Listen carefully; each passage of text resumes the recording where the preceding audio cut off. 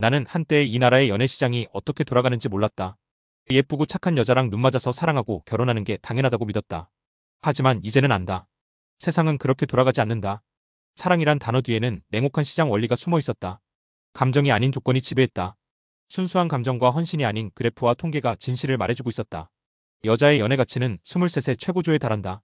그 시기를 지나면 시장에서의 인기가 급격히 떨어진다. 반대로 남자의 가치는 38쯤에 정점을 찍는다. 이건 단순한 통계가 아니다. 인간의 욕망과 선택이 만들어낸 패턴이다. 여성의 전성기는 크리스마스 케이크와 같다. 24일까지는 귀하게 팔리지만 25일이 지나면 누구도 찾지 않는다. 나는 이 시장의 원리를 모른 채 살아왔다. 젊은 시절의 여자들은 사회적 지지 속에서 자유를 누렸다. 여성 정책이라는 이름으로 지원이 쏟아졌고 외모가 받쳐주면 돈은 저절로 따라왔다. 방송이든 유흥업소든 20대 초반 여성은 모두가 원하는 존재였다. 수많은 알파 남성과 불장난하며 그 시절을 황금기라 불렀다. 그러나 그 찬란한 시절은 곧 사라졌고 남은 것은 과거의 추억뿐이었다. 문제는 그 이후다.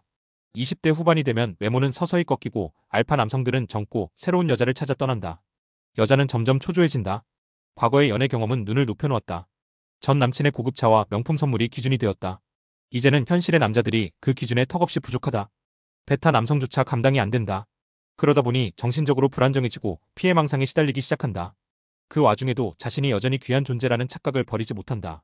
과거에 받았던 대우가 지금도 가능할 거라는 착각 때문이다. 하지만 남자들은 달라졌다. 가스라이팅은 더 이상 통하지 않는다. 남자들은 데이터를 보기 시작했고 설거지론이라는 이름의 계한이 시작됐다. 남성들은 이제 더 이상 이용당하지 않는다. 퐁퐁남의 전철을 밟지 않기 위해 설거지론을 연구하고 연애 시장의 구조를 파악한다. 여성의 결혼 전략은 이제 통하지 않는다. 홍기를 놓친 여성들은 에피파니 페이지에 진입하며 불안과 초조함에 시달리기 시작한다. 하지만 아직도 화려했던 과거의 알파 남성을 기준으로 남자를 고른다. 현실은 베타 남성조차 만나기 어렵고 시간은 점점 흘러간다. 이제 여성들은 결혼을 선택이 아닌 생존의 수단으로 여긴다. 하지만 그 결혼마저도 남들에게 자랑할 수 있는 수준이 아니면 거부한다. 결혼은 보여주기 위한 퍼포먼스가 되어버렸다. 사랑이나 헌신은 중요하지 않다. 이 결혼이 남들에게 어떻게 보이느냐가 전부다. 그래서 상행혼을 택한다. 자신보다 나은 남자만을 찾는다. 하지만 그런 남자는 자신을 선택하지 않는다. 결국 결혼은 미뤄지고 노산이라는 함정에 빠진다. 자궁은 시간이 지날수록 기능을 잃어간다. 하지만 그 누구도 이 사실을 여성에게 말해주지 않는다. 언론은 여전히 여성 우대를 강조하고 여자가 부족하다는 착각을 심는다. 이 착각은 여성들을 할당제 뒤로 숨게 만든다. 제도를 악용해 남자를 구속하려 한다. 하지만 남자들은 프레임을 거부한다. 사랑이 없고 이성적 호감도 없는 상태에서 단지 경제적 조건만 보고 접근한 여자와 결혼한 남자. 그 남자는 결혼 후 점점 말라가게 된다. 자신을 공주라 착각하는 여자는 이제 와서 내가 애 낳아줄게라고 말한다. 하지만 이미 너무 늦었다. 자궁은 썩었고 아이는 자라날 수 없다. 남자는 결혼 후 그 여자가 자기를 사랑한 게 아니라 돈을 보고 다가왔다는 걸 뒤늦게 깨닫는다. 그리고 그 결혼이 설거지였음을 알게 된다. 이른바 설거지로는 바로 이런 결혼 구조를 말한다.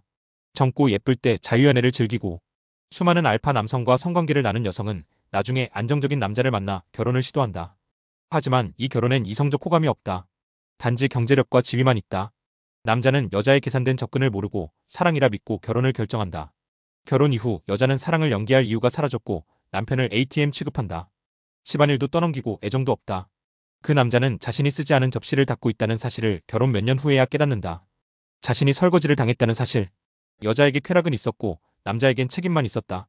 젊은 날 절제하며 자기 개발에 힘쓴 남자. 결국 결혼에서는 ATM이 되어 아내의 소비를 뒷바라지하는 존재로 전락한다. 그 와중에도 아내는 사랑을 주지 않는다. 심지어 남편 몰래 다른 남자의 아이를 낳는 경우도 있다. 남편은 육아를 도맡고 경제권도 빼앗긴 채 살아간다. 설거지 결혼의 전형적인 패턴이다. 지뢰설치반이라는 개념도 존재한다. 젊은 시절 매력적인 알파 남성과의 연애를 통해 여자는 설거지 결혼을 할 준비를 하게 된다. 알파 남성은 그 여자를 사랑하지 않고 단지 즐겼을 뿐이다. 그 관계에서 여자는 이성적 호감의 기준을 정하고 이후의 남자들과 비교한다. 그렇게 기준은 올라가고 결혼은 실패한다. 이제 남자들은 다 안다. 여자들이 상행혼을 한다는 것. 그 결혼이 남들에게 보기에 곱고 화려하지 않으면 아예 하지 않는다는 것. 할당제 뒤에 숨은 그들은 결국 아이를 낳기 힘든 노산의 나이가 되고 연애시장과 결혼시장 모두에서 퇴출된다. 악순환은 반복된다. 여성의 선택은 결국 자신을 도태시키는 결과로 돌아온다.